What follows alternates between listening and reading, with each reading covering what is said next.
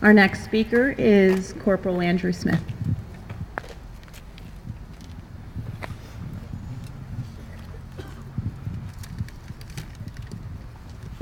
It's an honor to be here today.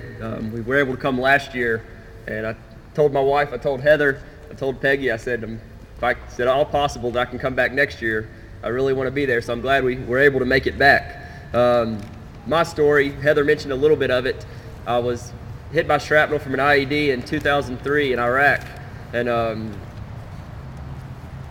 as many IEDs that go off, as many soldiers that are killed and wounded from them, I realized how truly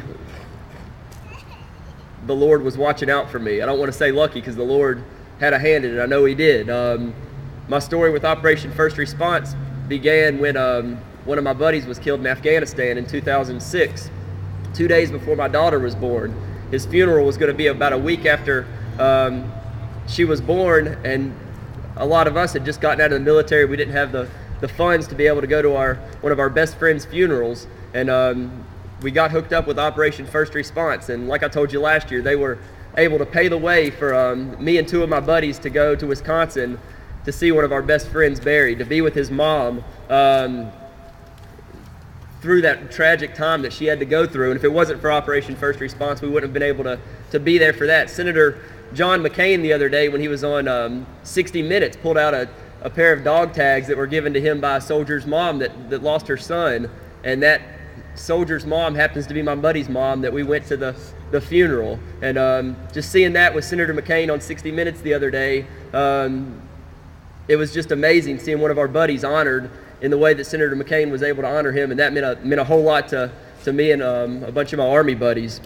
Today I didn't make a lot of notes. I didn't prepare until we got to the parking lot today because I wanted it to be something that came from my heart. But my challenge today is I want everybody here to do three things. I want three changes to be made in your life when you walk away from here today.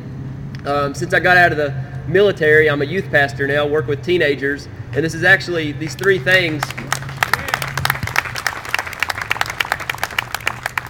These three things are the same three things that I told a group of teenage boys the other day that they need to be if they're going to be the Christians that they need to be, and if they're going to be the Americans that they need to be. These three things have to be a part of their life. The first thing is that they need to be, and we need to be, humble. It's only by God's grace that we have a country like we have. It's only by the sacrifice of soldiers that have went over to fight for us that we have what we have. It's when you think of it in that perspective, it seems like it should be easy for us to be humble, but so many times it's not. For me, as a veteran with a Purple Heart that's been active duty for 3 years, that has been to Iraq, sometimes it's easy for me to be proud of what I've done, and then I meet Jason, and it's real easy for me to be humble. So let's look at them today. Let's look at all the soldiers around this country. And let's realize that we're really not that much. We have many reasons, many reasons to be humble. The second thing I think we should be is thankful. Thankful for the freedom that we have. Thankful for the soldiers, and not just the soldiers, their families that go through more than we could ever imagine for our freedoms. So be humble, be thankful, and the last thing, be faithful. First off, to our country, a country that's done so much for us. It's easy to be picky, it's easy to point fingers, but we're a blessed nation, and I think we need to be faithful to that nation. There's lots of people that I see that are chasing any kind of change that comes along. They don't stick to what we believe for so many years. There's different religions that come along that they chase after. I don't need notes, Heather, thank you. But I think it's time that we be faithful to those that served us. We be faithful to what America has stood for many years. One of my buddies came back from Iraq just a few months ago, and when I say he's the all-American soldier, he really is. He's a little bit shorter than me, about 185 pounds, benches over 400 pounds. He's a police officer for his civilian job, and he's just one of the toughest guys that I've ever met. And he didn't get injured in Iraq, but when he came home, him and his wife went through a lot of struggles. And I wanted to mention that today because a lot of the injuries that soldiers have just aren't on the outside. They're just not visible injuries. Heather Peggy could get up here and tell you that there's so many soldiers that go through so many things that we can't tell just by looking at them.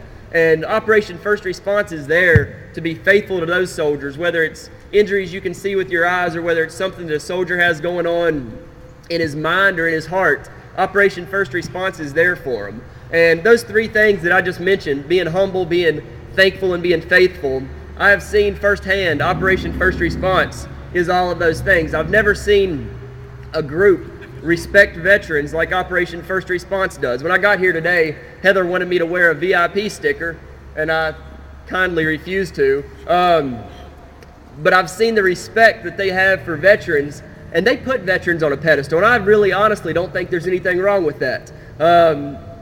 But they compare themselves to veterans and say that they're nothing, and I've seen how humble they are when it comes to the respect that they have for veterans. I see how thankful they are by the hours that they've put in. I've seen how thankful they are by the sacrifices that they've made, and I've seen how faithful they are. I've known Operation First Response for over 2 years now, and I've talked to lots of soldiers that have been helped by them, and I've seen the faithfulness that they show in their service to veterans.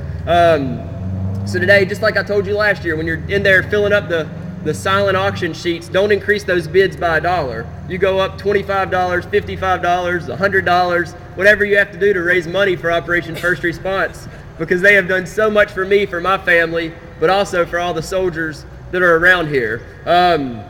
One quick funny story. I've realized yesterday when I was getting ready to leave to make the trip up here how much my life has changed since I left the military. When I was in the military, I had the checkbook with checks that had different pictures of soldiers down in the mud with guns, jumping out of airplanes, whatever. And yesterday I asked my wife, I said, "Where's the checkbook?" She said, "On the counter." So I went to grab it, and there was my old military checkbook and then the new one that has Hello Kitty in it. So it's an ongoing process, this change that we have to deal with. But Operation First Response has been there through so much for me and my family, and we owe so much, and we'll never be able to repay you for everything you've done. But thank you so much for letting me be here today. Thank you. You don't realize it, but you've already paid us more than you can imagine, Andrew. Andrew, honestly, is probably one of my best friends. I love him and his family more than you could ever know. So, like Andrew said, get in there and start bidding. Have fun. Go buy some food and eat. Thank you. The bidding closes in a half an hour, so hurry up. Thank you.